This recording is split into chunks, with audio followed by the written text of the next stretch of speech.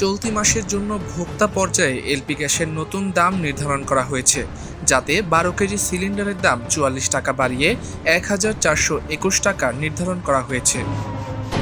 সোমবার নতুন দাম ঘোষণা করেছে বাংলাদেশ এনার্জি রেগুলেটরি কমিশন, যা আজ সন্ধ্যা থেকে কার্যকর হবে। এর আগে আগস্ট মাসে 12 কেজির এলপিজি সিলিন্ডারের দাম ছিল 1377 টাকা। তার আগের মাসে ছিল 1366 টাকা।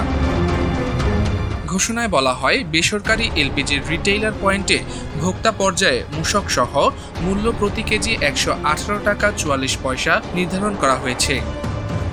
এছাড়া রেটিকুলেটেড পদ্ধতিতে তরল অবস্থায় সরবরাহকৃত বেসরকারি এলপিজির মূসক সহ মূল্য প্রতি কেজি 114 টাকা 62 পয়সায় নির্ধারণ করা হয়েছে।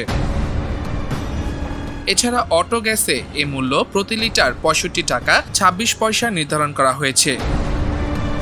উল্লেখ্য, এখন প্রতি মাসে এলপি গ্যাসের দাম বাজার অনুযায়ী নির্ধারণ করা হয়ে থাকে। বাংলাদেশ এনার্জি রেগুলেটরি কমিশনে এ দাম নির্ধারণ করে।